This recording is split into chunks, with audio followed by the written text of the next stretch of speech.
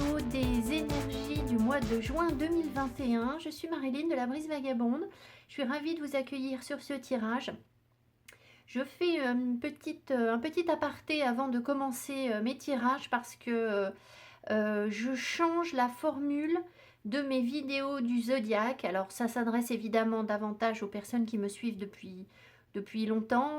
Voilà, c'est un petit commentaire. Voilà, alors les vidéos du zodiaque telles que je les pratiquais antérieurement me parlent moins, ce qui fait que je préfère changer de formule, me recentrer uniquement sur le tarot et sur un arcane majeur en plus de mon rider. Voilà, donc les tirages devraient être plus courts, peut-être plus synthétiques. Je teste un type de tirage sur cette vidéo, j'espère qu'il vous parlera. Il est possible qu'il évolue dans les mois à venir. Voilà, c'est un nouveau départ et j'espère que ça vous plaira. Alors, cela implique que je change également le décor. Je ne peux pas faire de décor sympa pour ces vidéos, tout simplement parce que quand je fais 12 vidéos, c'est relativement chronophage, ça s'étale un petit peu dans le temps et ça me bloque pour d'autres vidéos. Donc pour les vidéos du zodiaque, malheureusement, je ne peux pas faire un décor sympa. Si vous tombez sur ma chaîne pour la première fois, je vous invite évidemment, alors déjà à vous abonner, merci beaucoup, et puis aussi à aller voir les autres vidéos que je fais où je prends le temps voilà, de soigner davantage le décor. Voilà, allez, c'est parti, je vous souhaite une très belle vidéo et de belles énergies pour le mois de juin 2021. Merci.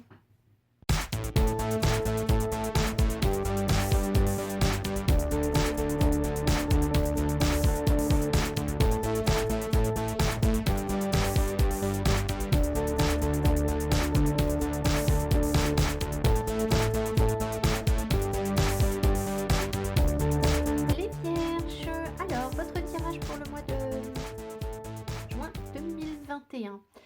Alors, l'énergie qui vous accompagne, l'arcane majeur qui vous accompagne au cours du mois, vous avez peut-être vu, quand j'ai tiré les cartes, qu'il y a plein d'arcanes majeurs qui sont tombés. J'ai vu la lune, je ne l'ai pas gardée parce que plusieurs cartes tombent, alors je l'ai laissée quand même de côté.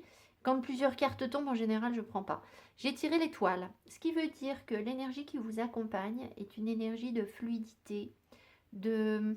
Alors j'entends guérison, c'est pas forcément guérison, comment dire, si c'est guérison, c'est dans le sens où vous persévérez, vous approfondissez quelque chose où les choses sont de plus en plus fluides pour vous. Voilà. L'étoile, c'est une carte de beauté, c'est une carte de bonheur, de joie. On est très connecté avec l'étoile à la source. On reçoit correctement les messages, on reçoit correctement l'énergie, on sait en faire quelque chose, on s'en sert et on la redonne, on la transmute parce que l'univers nous a confié quelque chose mais qu'on ne peut pas le garder et on doit s'en servir pour la rendre. D'accord. Voilà, l'étoile, elle rend l'énergie. Voilà. Alors, vous avez en plus la lune, ce qui veut dire que peut-être que ça va être malgré tout un mois avec des hauts et des bas émotionnellement, c'est possible. L'étoile va sans doute vous tirer vers le haut, mais si la lune a sauté, c'est sans doute pas sans raison. Il peut y avoir des épreuves ou quelques difficultés, ou peut-être des choses à travailler sur vos émotions, votre féminité, tout ça, ça peut être un petit peu en émoi au cours du mois. À voir, voilà, hein, on va voir ce qu'on nous donne d'autre et ce qui vient. Alors, ce que vous souhaitez le plus réaliser, bien écoutez, cette saison dans le sens où, voilà, après le confinement qu'on a connu, vous avez envie de vous amuser, de partager, de sortir, de rigoler, de faire la fête, voilà. C'est ce que vous souhaitez le plus, d'accord? Des relations chaleureuses, créer des liens d'amitié, voilà, vous avez envie de légèreté, vous voulez plus très certainement vous accrocher à certaines choses, vous avez très certainement envie de vous ouvrir. L'énergie du début de mois, j'aurais peut-être dû commencer par là, mais peu importe. Vous arrivez avec le monde. Donc vous savez que vous êtes sur le début de quelque chose de nouveau. Le monde marque un fin de cycle. Vous sortez de quelque chose. C'est pour ça que je vous dis aussi qu'avec l'étoile, forcément, si vous êtes sur des guérisons, c'est pas le début. Voilà. Le monde vous dit que vous avez accumulé les savoirs, les compétences. Hein. Ici, on a des symboles sur le... Enfin, des symboles. On a un ange, un aigle, le taureau et le lion qui représentent les 4 apôtres qui vont entourer le Christ.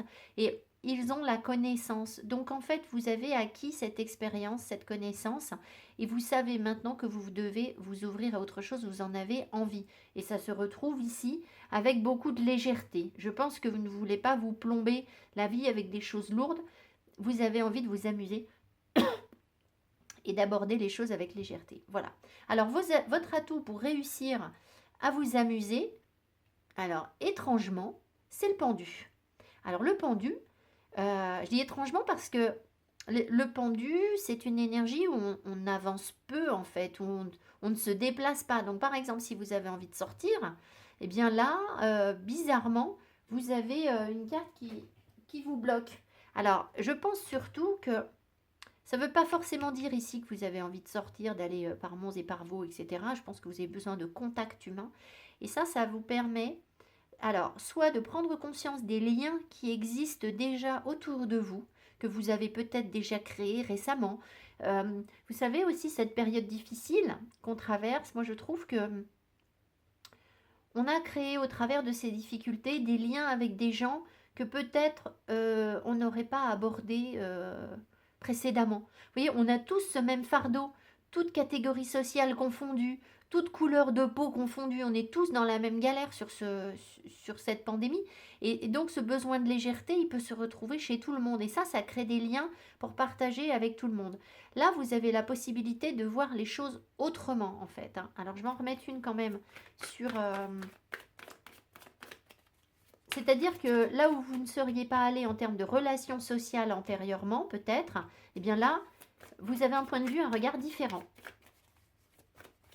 Mais c'est pas une énergie où on avance beaucoup. Donc si vous vous amusez, ça va être pas loin de chez vous. Le 7 de bâton nous dit que vous êtes beaucoup protégé, je pense, et que vous persévérez en fait. Donc c'est effectivement pas du tout quelque chose de nouveau. Vous êtes sur votre quête de manière générale au cours du mois. Vous persévérez, vous continuez à vous battre pour aller chercher ce que vous voulez. Et peut-être que vous arrêtez de vous sentir... le 7 de bâton nous dit qu'on sent un petit peu envahi par le... On protège son territoire. On a cette tendance à protéger son territoire avec un 7 de bâton. Mais là, je pense que du coup, ça veut nous dire l'énergie inverse. C'est-à-dire que vous avez peut-être moins besoin de vous protéger parce qu'avec le pendu, vous avez un regard neuf sur les choses. Alors, votre frein pour aller vous amuser, pour profiter de la vie, pour être dans la légèreté, c'est l'angoisse. Ici, on voit que... ah, c'est le 10, pardon. Non, j'ai cru que c'était le 9 d'épée, pardon. C'est le 10 d'épée. Alors, bon, c'est pas franchement mieux. Hein. C'est une épreuve, en fait. Il y a quelque chose qui vous a... Mais je pense qu'elle est derrière vous, cette épreuve, parce que là, vous avez le monde. Ici, vous avez été mis à mort, en fait. Hein. Il y a eu une épreuve terrible, quelque chose qui vous a épuisé, qui vous a mis à terre. Alors, très bizarre, j'arrête pas de tousser alors que je n'ai pas toussé de la journée. Je ne sais pas pourquoi. Ah, alors voilà, ça y est, je sais pourquoi. Parce qu'en fait, je tousse pour qu'on me montre les poumons. Le poumon, c'est la tristesse. La tristesse, ouais, c'est ça. Voilà, on me confirme. Donc en fait, il y a un grand chagrin, une grande tristesse ici qui fait que vous avez du mal à cause de cette tristesse. Vous vous êtes beaucoup défendu. Ça a été une grande épreuve. Vous avez appris plein de choses au travers de cette tristesse. Et là, vous avez du coup envie de vous amuser, de légèreté. Vous en avez marre d'être dans cette situation-là. Vous voulez vous relever. Vous voulez être bien. Mais c'est un frein parce que forcément, parce que vous avez beaucoup souffert, eh bien, vous avez peut-être... vous voulez pas confier vos émotions à n'importe qui, n'importe comment, etc. Vous vous protégez en fait suite à ça, très certainement. D'ailleurs, c'est un petit peu ce qu'on voit là. Voilà, alors donc voilà, et c'est en rapport avec le méridien du poumon en fait, si ça vous parle par rapport à la médecine chinoise. C'est vraiment c'est ce qu'on me fait sentir, c'est pour ça qu'on me fait tousser, je pense. Alors d'ailleurs, je tousse plus. On verra si je retousse. Alors, ce que vous voyez venir, ce dont vous êtes conscient, ce que vous savez, c'est que vous allez devoir faire des choix. C'est que peut-être que vous avez envie de vous engager sur le plan sentimental. Vous avez... Si vous voulez, là, il y a une question de territoire ici, on le sent, d'accord? Vous vous êtes beaucoup battu, vous continuez à vous battre pour vous faire respecter, pour montrer qui vous êtes, pour avancer sur votre quête, avec une phase sans doute où vous avez dû davantage vous protéger parce qu'on a un peu tendance à se sentir attaqué avec ça. Pourquoi je vous parle de ça? Parce que The Lovers, l'amoureux, c'est aussi une carte de choix, mais on arrive à faire ce choix que quand on comprend qu'on ne cède aucune part de nous-mêmes en s'engageant dans quoi que ce soit. Donc on ne cède pas de terrain, on ne cède pas de territoire. Parce que si on trouve une relation sentimentale ou un contrat peut-être, hein, ça peut être un contrat, un engagement on va dire, hein, d'accord, professionnel, c'est plus souvent sentimental évidemment, mais bon. Qu'est-ce que vous avez sur le cœur? Attendez, je regarde. Sur le cœur, oui, vous êtes plutôt bien. Vous êtes bien sur le cœur. Donc, si on nous parle d'une histoire de cœur, par exemple, euh, votre histoire de cœur, elle ne peut pas, avec l'amoureux, venir combler un manque chez vous. Et si c'est ça, c'est là que ça envahit votre territoire. Donc si vous êtes dans ce genre de relation où vous sentez que quelque chose vous manque profondément et qu'il faut combler ce manque par un partenaire et que la présence d'un partenaire vous rassure, eh bien là, forcément, l'amoureux, si vous voulez, il vous met en péril parce que tant que la relation est belle, qu'elle est saine, on est fou d'amour, etc., bah, très bien. Tant que le contrat fonctionne, très bien, tout le monde est heureux, tout le monde est content. Le jour où ça va moins bien, où l'énergie retombe, ou peut-être qu'on est moins créatif par rapport au contrat sur lequel on s'est engagé, ou peut-être qu'on est moins investi sur sa relation, patatras, tout s'effondre parce qu'en fait, l'équilibre, il tenait du fait que l'autre occupait une place importante de notre territoire. Voilà.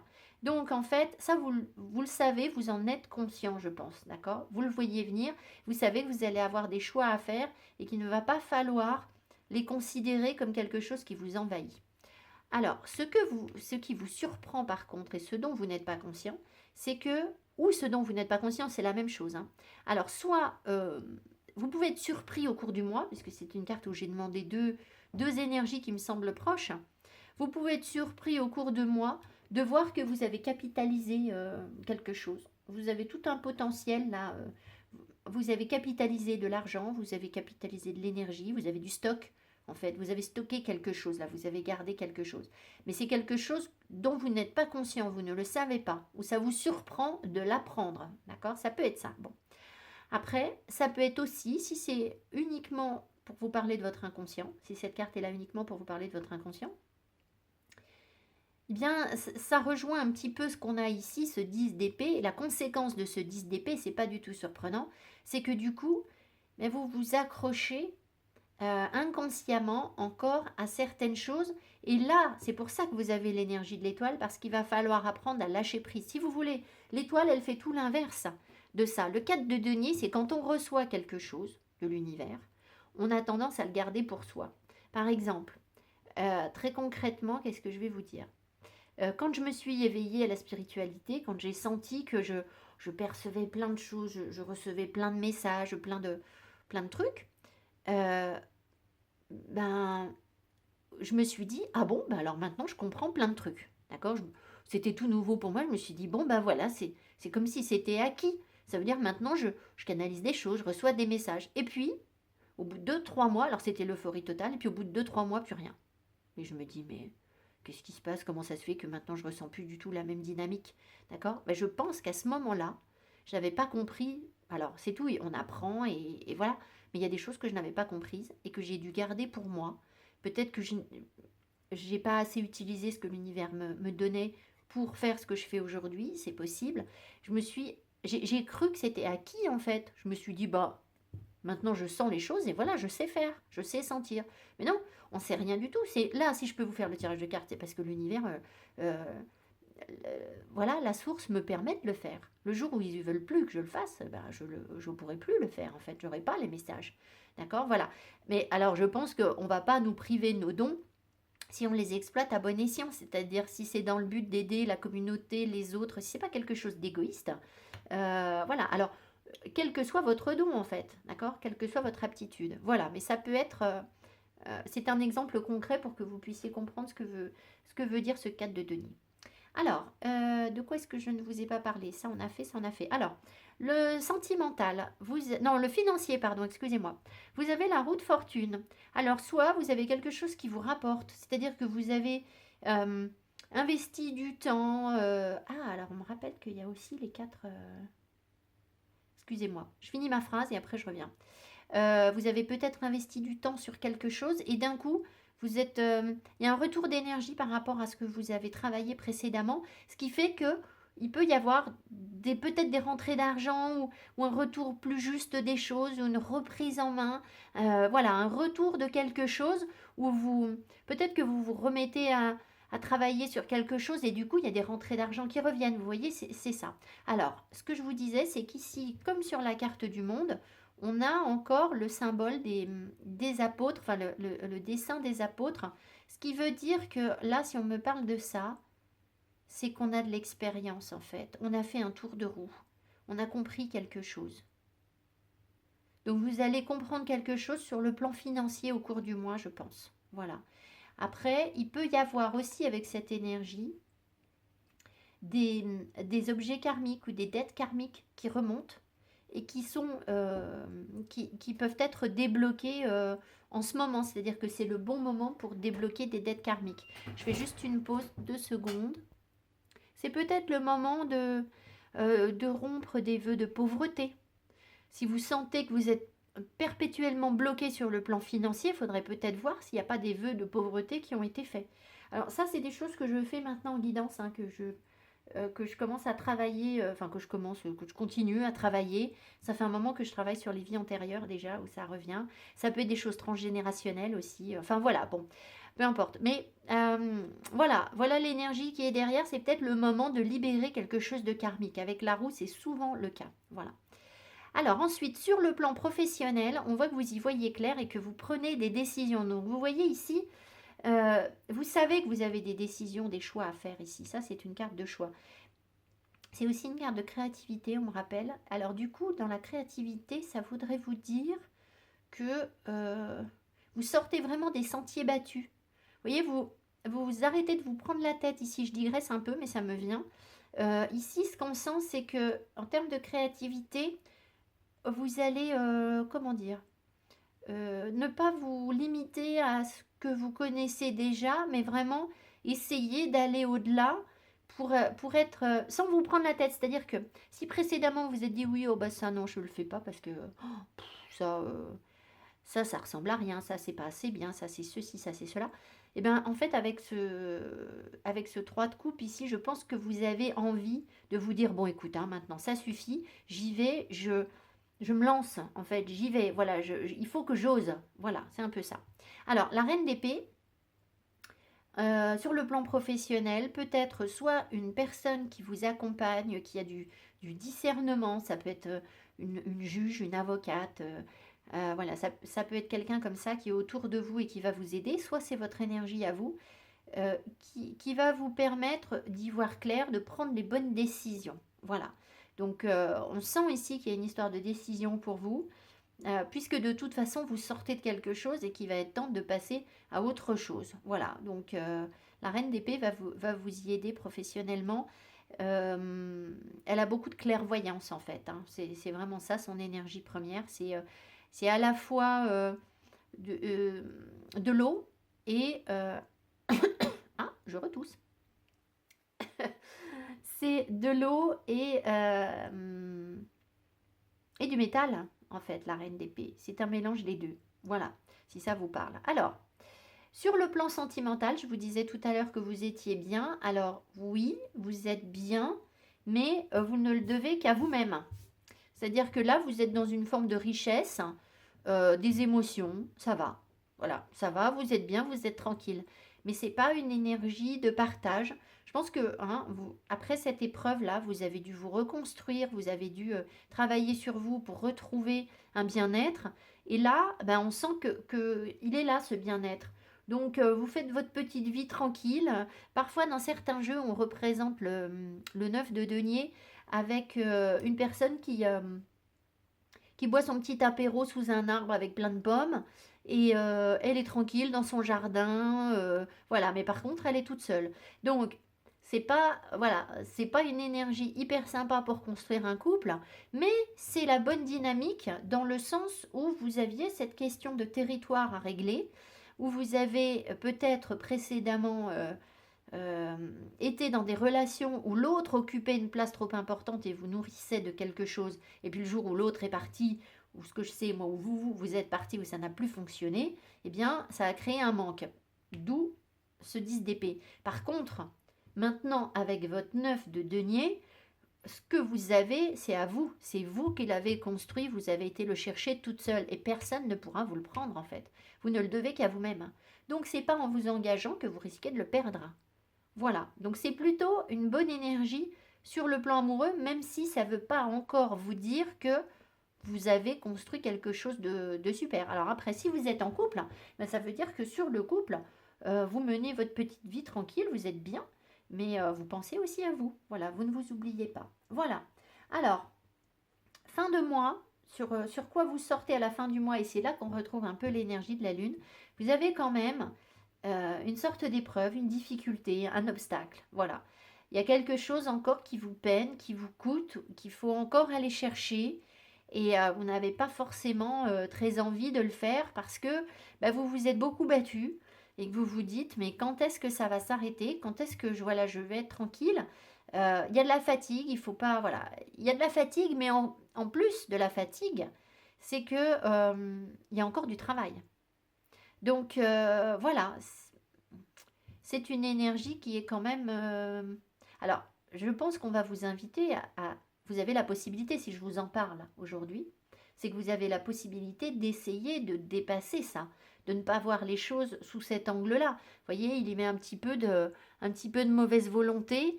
Donc voilà, je vais en remettre une dessus pour voir un peu vers quoi vous pouvez évoluer après ce 9 de bâton, parce qu'il est quand même un peu dur. Ça peut évoluer.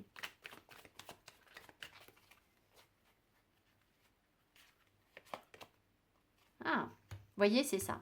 C'est ce que je vous dis, c'est qu'en fait, je pense qu'on va vous apprendre à ménager, comment on dit, ménager la chèvre et le chou, mais je ne sais pas ce que ça veut dire.